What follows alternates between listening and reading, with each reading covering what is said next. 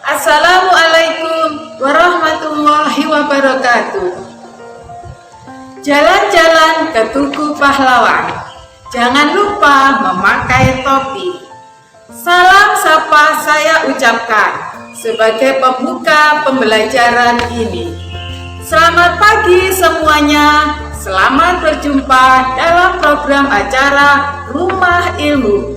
Saling bantu, saling jaga, cari ilmu di rumah saja.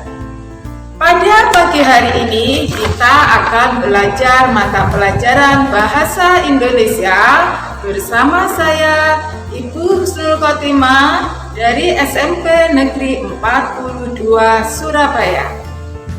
Sebelum memulai pembelajaran hari ini, marilah kita berdoa menurut agama dan kepercayaan kita masing-masing. Berdoa mulai. Berdoa selesai. Nah, anak-anak, bagaimana kabar kalian hari ini?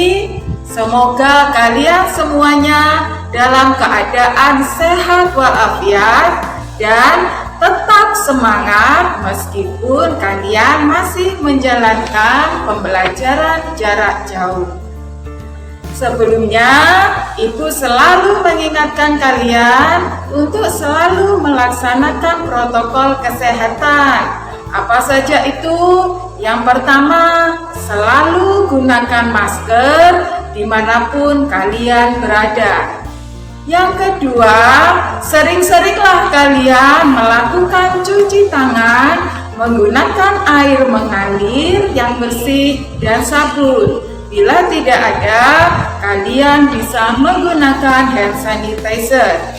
Yang ketiga, hindari kerumunan. Jagalah jarak minimal 1,5 meter. Hari ini kita akan belajar tentang teks diskusi. Kompetensi yang akan kita pelajari hari ini adalah kompetensi 4.9. Menyimpulkan isi gagasan, pendapat, argumen yang mendukung dan yang kontra, serta solusi atas permasalahan yang aktual dalam teks diskusi yang didengar dan dibaca. Tujuan pembelajaran pada pagi hari ini adalah yang pertama, setelah akhir pembelajaran, kalian diharapkan dapat menjelaskan langkah-langkah menyimpulkan teks diskusi. Yang kedua, diharapkan kalian dapat menyimpulkan teks diskusi tersebut. Nah, anak-anak, masih ingatkah pelajaran pada minggu kemarin? Pada minggu kemarin, kalian sudah belajar mengidentifikasi teks diskusi. Masih ingatkah kalian apa itu diskusi dan apa pula teks diskusi? Nah, apa itu diskusi? Siapa yang masih ingat? Ya, betul. Ya, diskusi adalah pertemuan ilmiah untuk bertukar pikiran mengenai suatu masalah.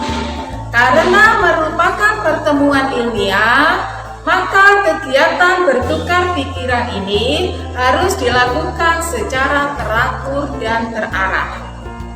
Tujuan dari diskusi ini adalah agar kita bisa mengambil sebuah kesepakatan atau mengambil keputusan atau pengertian dari masalah yang ada tersebut. Agar pertemuan ilmiah ini terarah, maka dalam sebuah diskusi harus ada peran-peran yang kita jalankan. Yang pertama, dalam diskusi biasanya ada pemimpin diskusi. Apa sebutan dari pemimpin diskusi? Ya, bagus. Pemimpin dalam sebuah diskusi disebut moderator. Fungsi moderator atau pemimpin diskusi adalah yang pertama, membuka dan menutup jalannya diskusi. Yang kedua, menyampaikan aturan-aturan dalam perjalanan diskusi tersebut. Yang ketiga, tugas seorang moderator adalah menjadi penengah bila dalam diskusi itu ada perbedaan pendapat. Yang keempat, tugas seorang moderator adalah merumuskan hasil diskusi. Nah, sekarang apa itu teks diskusi? Ada yang masih ingat apa pengertian teks diskusi? Ya, anak hebat. Teks diskusi adalah tulisan yang mengulas sebuah masalah atau isu dengan disertai argumen atau pendapat, baik yang mendukung maupun yang menentang isu tersebut, serta diakhiri dengan simpulan atau rekomendasi penulis. Apabila kita gambarkan, teks diskusi itu adalah sebagai berikut. Teks diskusi dimulai dengan sebuah isu atau permasalahan yang ada. Kemudian, isu atau permasalahan tersebut didiskusikan. Di dalam sebuah diskusi, tentu ada pendapat atau argumen yang mendukung isu atau masalah tersebut. Biasanya, pendapat ini adalah pendapat yang menyetujui atau disebut pendapat pro. Ada juga pendapat yang menolak atau tidak menyetujui masalah tersebut atau biasa disebut dengan pendapat kontra atau argumen kontra. Dari beberapa pendapat yang berbeda itu, kemudian diambillah sebuah simpulan. Anak-anak, bagaimana? Apakah kalian sudah paham tentang teks diskusi? Saya yakin kalian sudah paham tentang teks diskusi tersebut karena kalian adalah anak yang hebat. Nah, setelah pesan-pesan berikut akan kita lanjutkan materi pertama kita, yaitu langkah-langkah menyimpulkan teks diskusi. Jangan kemana-mana ya, tetap di Rumah Ilmu.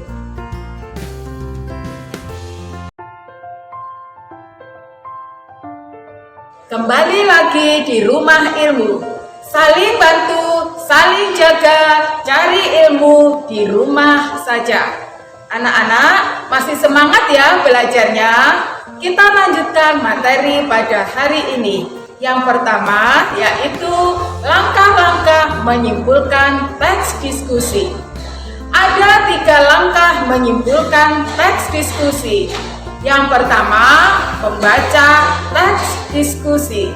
Langkah yang kedua, menentukan kalimat utama teks diskusi. Yang ketiga, membuat simpulan teks diskusi. Mari kita bahas bersama-sama langkah-langkah teks diskusi tersebut. Langkah yang pertama, membaca teks diskusi. Kalian harus membaca mulai awal sampai akhir semua teks diskusi yang ada. Tujuan membaca teks diskusi tersebut adalah untuk mengetahui kesan umum dalam teks tersebut. Yang kedua, mencari kata kunci pada setiap kalimat di dalam paragraf teks diskusi tersebut. Langkah yang kedua yaitu menentukan kalimat utama tiap paragraf. Kalimat utama merupakan kalimat yang mengandung gagasan utama pada suatu paragraf. Jadi, di dalam kalimat utama terdapat gagasan utama, ide pokok paragraf tersebut. Biasanya kalimat utama tersebut terletak di awal paragraf atau bisa juga di akhir paragraf. Langkah yang ketiga yaitu menyimpulkan teks diskusi. 1. Simpulan merupakan hasil analisis teks diskusi. Yang kedua, simpulan melukiskan isi dan paragraf teks diskusi tersebut. Yang ketiga, simpulan berisi hal-hal penting di paragraf. Nah, anak-anak sudah paham semua langkah-langkah menyimpulkan teks diskusi? Bagus, anak hebat, kalian sudah paham. Nah, sekarang kita lanjutkan materi selanjutnya, yaitu menyimpulkan teks diskusi. Nah, anak-anak masih ingat pelajaran-pelajaran sebelumnya apa sih sebenarnya kesimpulan itu? Ya, bagus, kalian masih mengingatnya. Kesimpulan, menurut KBBI, Kamus Besar Bahasa Indonesia, ada dua hal. Yang pertama, pendapat terakhir yang berdasarkan pada uraian sebelumnya. Ingat, pendapat akhir. Berikutnya, arti kesimpulan yang kedua yaitu keputusan yang diperoleh berdasarkan metode berpikir induktif atau deduktif. Ingat, yang harus kita garis bawahi adalah keputusan. Nah, itulah arti kesimpulan. Nah, sekarang apa itu kesimpulan? Nah, apa bedanya dengan rangkuman? Nah, perbedaan yang pertama dari definisinya saja. Kalau rangkuman itu merupakan versi singkat teks berisi poin utama. Sedangkan kesimpulan merupakan pendapat akhir suatu teks. Sedangkan tujuannya bila rangkuman adalah merangkum poin-poin utama. Sedangkan kalau kesimpulan berarti yang menyimpulkan teks. Sedangkan pengembangan pemikiran pada rangkuman tidak termasuk dalam pengembangan pemikiran karena dia hanya merangkum poin-poin utama. Sedangkan kesimpulan itu merupakan bagian dari proses pemikiran karena kesimpulan merupakan pendapat akhir atau keputusan akhir. Jadi, kesimpulan merupakan dari proses pemikiran. Jadi, dalam pengembangannya, rangkuman tidak menambahkan hal baru. Sedangkan pada kesimpulan menambah hal atau pendapat baru. Nah, anak-anak, marilah kita mempraktekkan bagaimana cara menyimpulkan teks diskusi. Ibu mempunyai sebuah teks diskusi yang berjudul pengolahan sampah. Ini ada 3 paragraf yang harus kalian baca. Ibu tampilkan dulu ya yang paragraf pertama. Kalian baca baik-baik dari kalimat awal sampai kalimat akhir. Kemudian carilah kalimat utama dalam paragraf tersebut. Nah, sudah selesai kalian membaca paragraf pertama tersebut? Di mana letak kalimat utamanya? Ya, bagus, pintar. Kalimat utamanya ada di awal paragraf, yaitu sampah merupakan satu hal yang dianggap sangat meresahkan karena memberikan dampak buruk pada lingkungan. Itu adalah kalimat utama paragraf pertama. Di dalamnya ada gagasan utama, ada ide pokoknya. Apa itu? Ya, bahwa sampah memberikan dampak buruk pada lingkungan. Nah, sekarang kita lanjutkan paragraf kedua. Silakan kalian baca mulai awal sampai akhir. Kemudian tentukan pula kalimat utama paragraf tersebut. Bagaimana anak-anak? Kalian sudah selesai membaca kalimat awal sampai kalimat akhir paragraf kedua? Nah, di mana letak kalimat utamanya? Di awal ataukah di akhir? Ya, pintar. Letak kalimat utamanya terletak di awal paragraf. Yaitu, banyak orang beranggapan bahwa sampah adalah sesuatu yang tidak dibutuhkan lagi. Maka dari itu, sampah harusnya dimusnahkan dengan cara dibakar. Sekarang kita lanjutkan lagi dengan paragraf ketiga. Silahkan baca dulu ya. Di mana letak kalimat utamanya? Ya, bagus. Kalimat utamanya sama dengan paragraf 1 dan 2 ada di awal paragraf. Yaitu, umumnya orang yang mencintai lingkungan akan lebih memilih penyelesaian berupa dekomposting dan daur ulang. Nah, langkah selanjutnya kita akan menyimpulkan teks diskusi. Langkah ini akan kita bahas pada segmen berikutnya. Masih di Rumah Ilmu bersama saya, Ibu Husnul dari SMP Negeri 42 Surabaya. Anak-anak, ini adalah segmen yang terakhir. Pada segmen sebelumnya, kalian sudah belajar menentukan kalimat utama tiap paragraf. Nah, pada segmen ini kita akan belajar membuat kesimpulan. Nah, anak-anak, saya mengingatkan kembali kalimat utama yang sudah kalian tentukan pada segmen yang kedua. Pada paragraf pertama, kalimat utamanya adalah sampah merupakan satu hal yang dianggap sangat meresahkan karena memberikan dampak buruk pada lingkungan. Yang kedua, banyak orang beranggapan bahwa sampah adalah sesuatu yang tidak dibutuhkan lagi.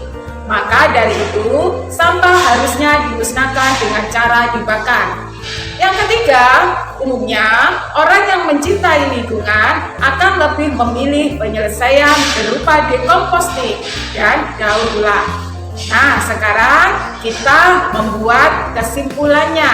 Kesimpulan yang dapat kita ambil adalah sampah memang memberikan dampak buruk pada lingkungan, tetapi sampah dapat diolah dan dimanfaatkan kembali. Pengolahan dan penanganan sampah yang ramah lingkungan adalah cara yang paling tepat dan sesuai untuk menyelesaikan permasalahan sampah yang ada. Nah, kalian perhatikan kesimpulan yang telah kita buat. Di situ merupakan pendapat akhir dari pernyataan-pernyataan sebelumnya. Ia bukan merupakan rangkuman. Bila merupakan rangkuman, maka akan seperti ini. Sampah memberikan dampak buruk pada lingkungan, maka harus dimusnahkan dengan cara dibakar. Tetapi ada pula yang menyelesaikan dengan cara dekomposting dan daur ulang. Berbeda dengan rangkuman tadi, di dalam simpulan ada pendapat akhir dari penulis, yaitu bahwa sampah hendaknya diolah dan ditangani dengan cara ramah lingkungan. Cara ini dianggap sesuai untuk mengatasi permasalahan sampah yang ada, yaitu dengan cara dekomposting atau dengan cara daur ulang. Itulah cara bagaimana kita membuat simpulan dalam teks diskusi. Nah, selanjutnya kita akan berlatih latihan soal tentang menyimpulkan teks diskusi. Kalian baca teks berikut, kemudian Simpulan yang tepat untuk bacaan tersebut kalian pilih. Apakah A, B, C, ataukah D?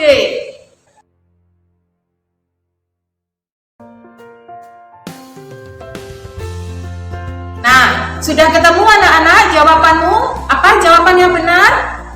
Oh, ada yang menjawab A, ada yang menjawab D, ada yang menjawab B, ada yang menjawab C.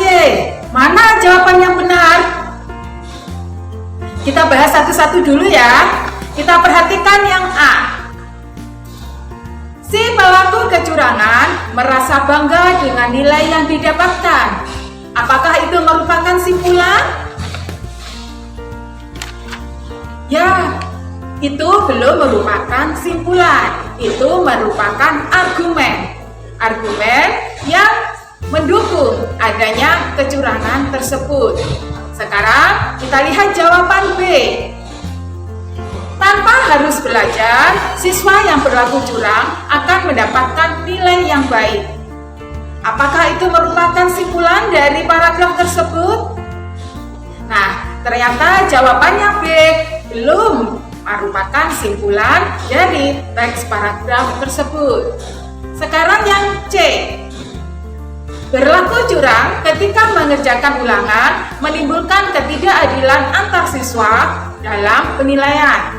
Bagaimana? Apakah ini merupakan kesimpulan? Ya, kalimat ini merupakan kesimpulan dari paragraf tersebut.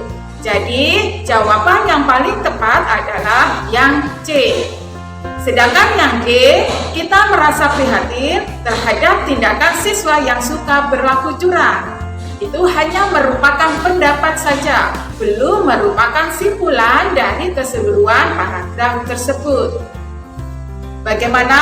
Kalian sudah paham soal yang pertama? Kita lanjutkan soal yang kedua. Baca baik-baik soalnya. Kemudian tentukan pilihan jawaban yang benar. Sudah selesai kalian membacanya? Sudah bisa menentukan mana pilihan jawaban yang benar?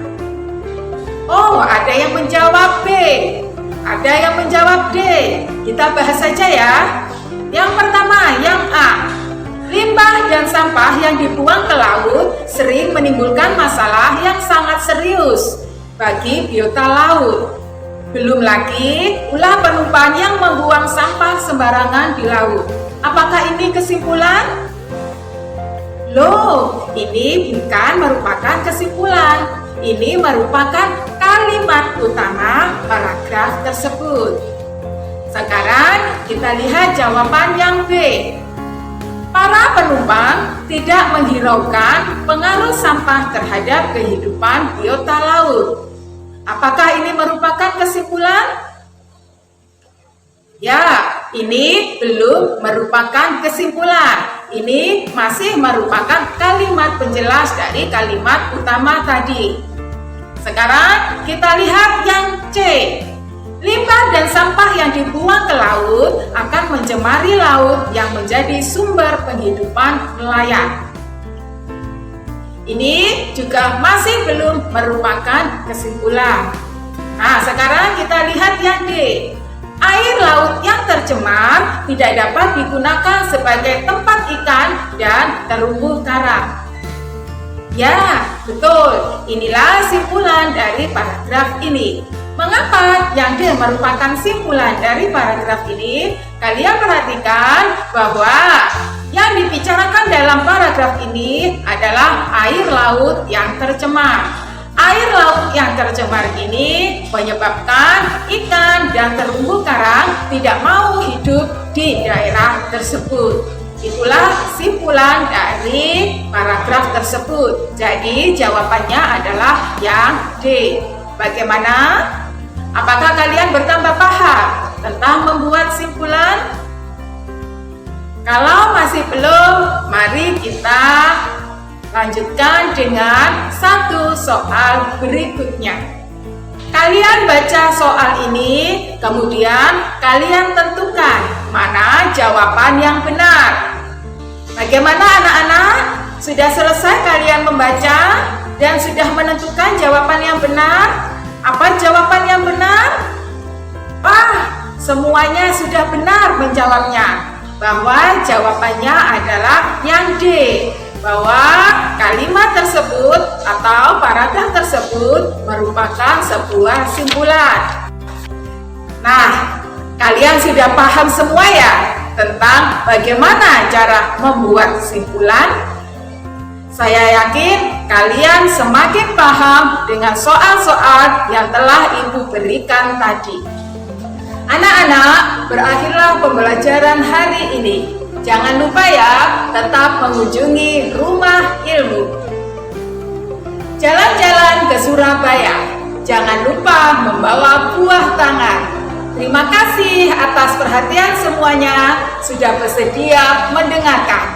Assalamualaikum warahmatullahi wabarakatuh.